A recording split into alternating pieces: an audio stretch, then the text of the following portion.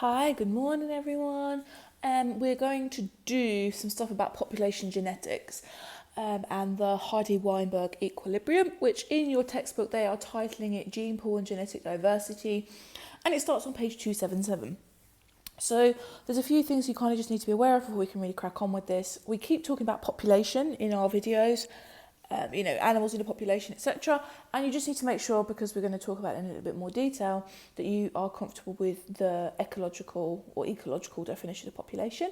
And so that is a group of individuals of the same species occupying a particular habitat and a particular niche within that habitat. So all the animals of a species in one area in a niche. Okay, and in population genetics, we look at how the genetic composition of a population evolves over time. So that's what we are interested in. That's what we're looking at when we talk about population genetics. Now remember, evolution is a permanent change in allele frequencies within a population. So remember, your allele frequency is how frequent, how common, the frequency with which an allele is present in that particular population. So you might ask, how is it measured? Why is it important? Okay, the first thing to appreciate is that allele frequencies in a population are not fixed. Natural selection and adaptation changes that. And there are going to be things that are selection pressures, which is the effect of one or more environmental factors that determine whether an organism will be more or less successful at surviving and reproducing.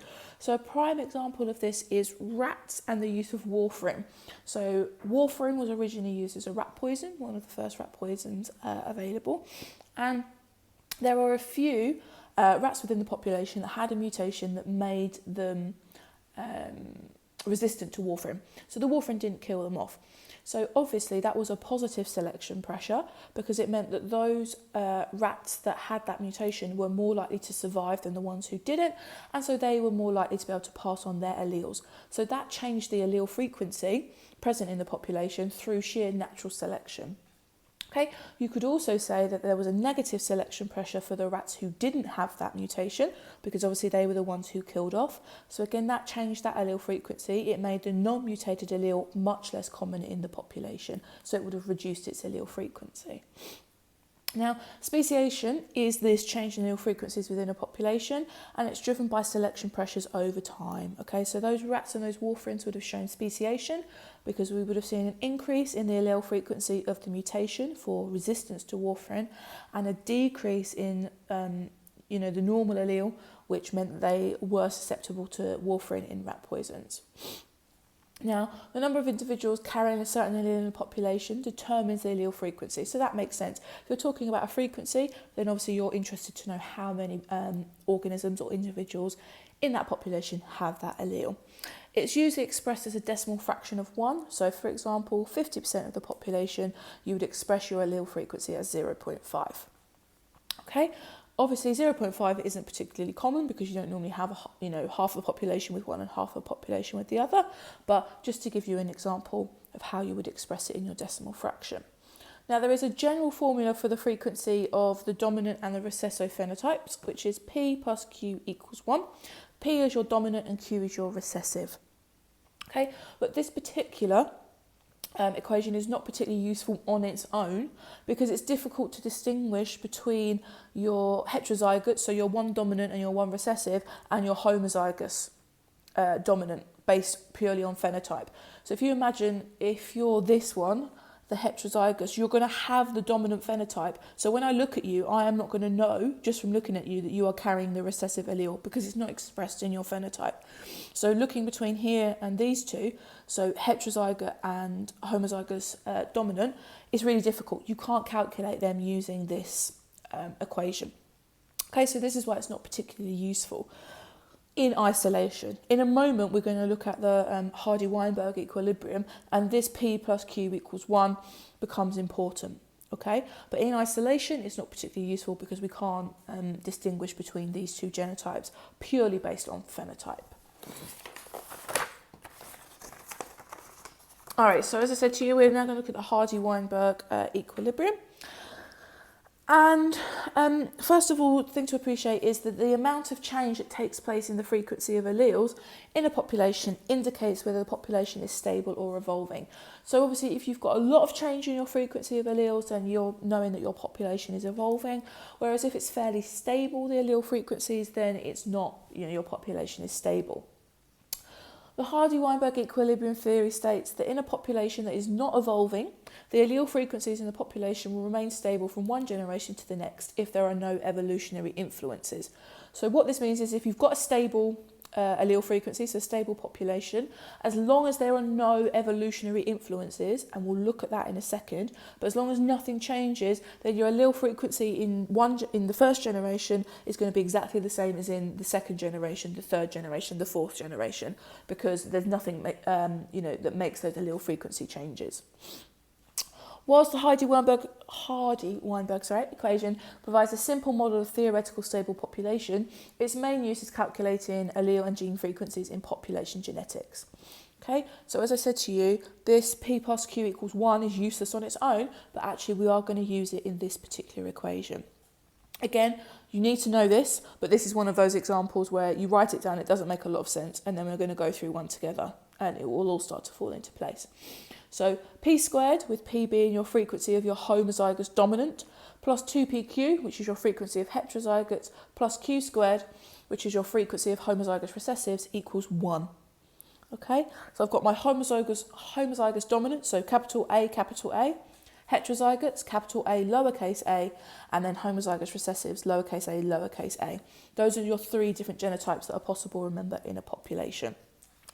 The thing that's worth noting is typically your homozygous recessives are going to be easily observable. Those are the ones that you can pick out because they are going to look different from everything else. So if, black fur was dominant and white fur was recessive, then obviously your organisms that have white fur, they're these Q squared, these homozygous recessives. So because this is so easily observable, we always start out with our Q squared first of all, because you can observe that in a population, and then you kind of work backwards from there to calculate your allele frequencies of everything else. All right, so let's have a look at an example. The example I'm going to go through with you is in the textbook as well. So if you'd rather look at it sort of there instead of trying to read my handwriting, then obviously that's fine. I've just taken it straight from there. So the albino trait in a population. So remember, albinoism is the recessive allele. So if you are homozygous dominant or heterozygous, you've got the pigmented trait. Whereas if you are homozygous recessive, you have the albino trait. And in a particular population, the frequency of albinoism of the homozygous recessive was 1 in 20,000 people, which is the same as 0.00005, so 0.405. Okay, so we know that Q squared is our frequency of homozygous recessive. So we know that Q squared is going to equal this because that is our frequency of our observed population. So we can work out what Q is as the square root of 0.00005, which is 0.007. So we've now got an answer for Q. Okay, we now have our answer for Q. Sorry, I've just realised that I've made a mistake here. AA equals... My apologies, I've done a terrible thing here. There we go. Right, we can carry on now. So remember, this 0.0005, that's our frequency of our homozygous recessive, okay? Q is just so you can work this out. So don't get confused as I just did. So your AA, this is your allele frequency, all right? But using the fact that Q squared equals this, we can work out what Q is, which is 0.007. All right, now we're going to use this equation that we saw in the last slide that we said was pretty useless, that P plus Q equals 1. All right, so P must equal 1 minus our Q, which is our 0.007 value. So we can now determine that P equals 0.993. Okay, so from that we can now work everything out. So our heterozygous dominant, our AA, has got to be this value squared, because that's what P cubed is. So 0.993 squared equals 0.986. And then our heterozygous is 2PQ, so it's got to be 2 times 0.993, which was our value for P, times 0.007, which was our value for Q. So that is 2 times 0.006951, which I can tell you works out to be 0.014. So these are now your allele frequencies. Your allele frequency for the homozygous dominant is 0.986. Your allele frequency for the heterozygote is 0.014, and your allele frequency for the homozygous recessive is 0.00005. Okay, these, because remember the total is 1, these should add up to 1. This is slightly over, I can tell you it's 1.00005, but that's within sort of the acceptable, margin of error, and it's to do with how you've rounded things. Okay, so if you work this out and you get something, like 1.0005, 1.0004, something like that, then that is absolutely fine. Your numbers make sense and are correct. If you're getting 1.7, 3, something like that, then your numbers are off and you need to go back and check. Okay, if this hasn't quite made sense, please have another look at it, work it through. All right, have a go. You could do this example yourselves. You can pause the video. It's not a problem. You've got this information up here. Have a go and work it through yourselves and see if you can kind of make more sense of it.